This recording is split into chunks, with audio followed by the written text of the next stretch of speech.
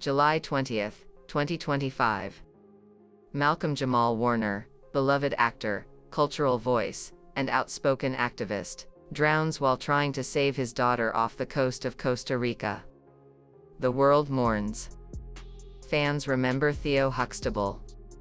But just 2 days later, a bombshell explodes.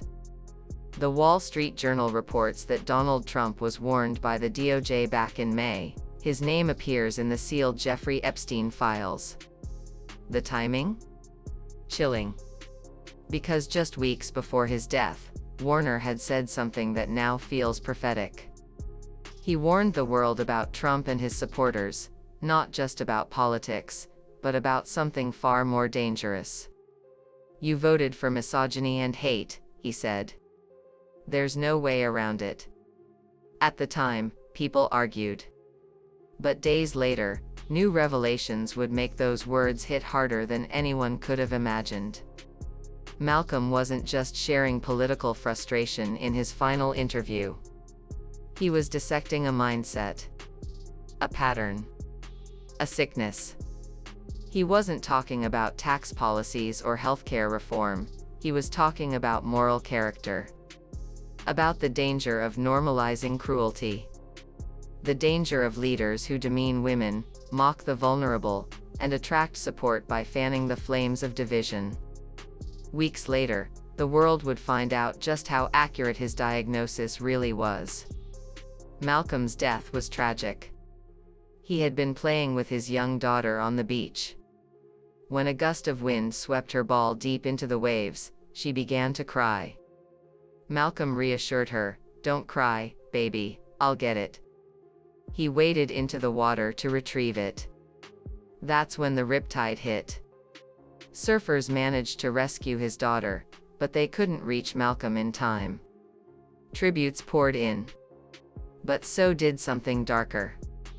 Hashtags like "Blacks Don't Swim" started trending. People made jokes, mocked his death, posted memes. Real people, real names, real faces, celebrating the death of a father, a hero, because of his skin color. And yet, something bigger was coming. Something that would expose the exact sickness Malcolm had tried to warn us about.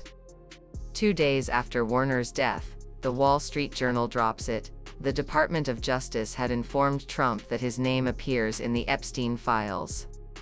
Not just a footnote, one of many names buried deep in sealed documents. He knew. While Trump was campaigning on transparency, on releasing everything, on exposing elites, he already knew doing so would expose himself. Suddenly, Warner's words didn't sound like a hot take. They sounded like a warning. A spiritual one.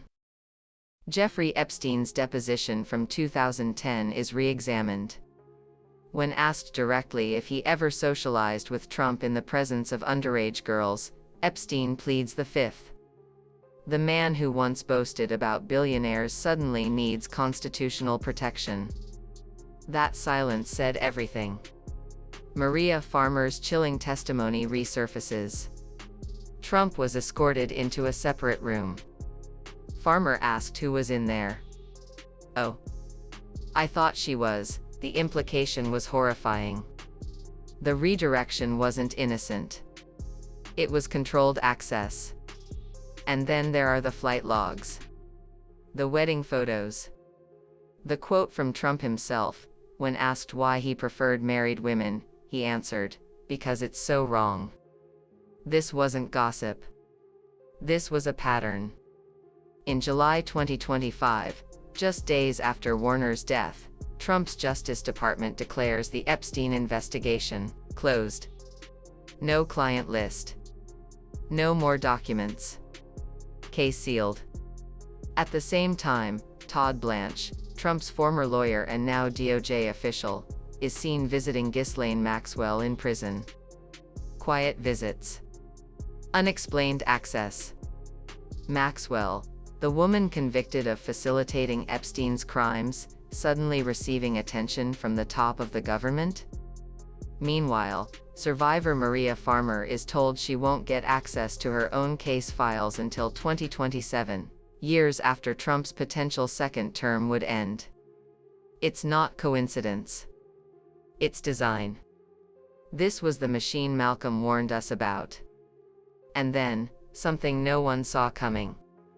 With a Republican majority, the House Oversight Committee votes 8-2 to subpoena all documents related to Epstein. The rebellion is led by Representative Nancy Mace, a Republican. Even conservative media starts cracking. Mark Epstein, Jeffrey's brother, admits Trump and Epstein were good friends. Flight logs confirm it. Photos confirm it. The narrative collapses. Trump lashes out, calling Republicans weak and disloyal for wanting the truth. But the damage is done. The cover-up is now public. Through all of this, through the documents, the files, the subpoenas, there's one image that refuses to leave: people laughing about Warner's death. Mocking him for drowning. Using his skin color as a punchline. The same people defending a man connected to child exploitation were laughing at a father who died trying to protect his child. You can't call that politics. That's not debate. That's a sickness. And it's exactly what Warner warned us about. His warnings weren't just political commentary. They were a diagnosis. A prophecy. He said cruelty would define the movement. He said misogyny and hatred were baked in. Now we know, he was right. From Epstein's flight logs to DOJ suppression, from Ghislaine's secret visits to Trump's own allies turning against him, every warning Malcolm gave us is now coming true. His voice didn't die that day in Costa Rica. It got louder. Louder with every revelation. Louder with every file unsealed. Louder every time someone mocked him, and the truth hit back harder. The trolls thought they were burying a man. They were burying a warning. A prophecy. One that keeps echoing louder with each day that passes. Because Malcolm-Jamal Warner saw what was coming. And now, it's here. History will remember him, not just as an actor, but as a voice who told the truth when it was unpopular. A voice who died fighting for justice. A voice that warned us, and was right. If this story moved you, you won't want to miss our deep dive into another explosive topic: Lionel Messi's unexpected viral moment at a Coldplay concert that left fans speechless. From chants that shook the stadium to the emotional reaction of his wife Antonella, it's a side of Messi the world rarely sees.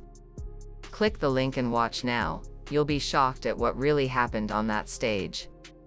And trust me, if you thought this video was powerful, the next one will leave you absolutely stunned. Don't miss out, go watch the Messi video right after this. You'll thank me later.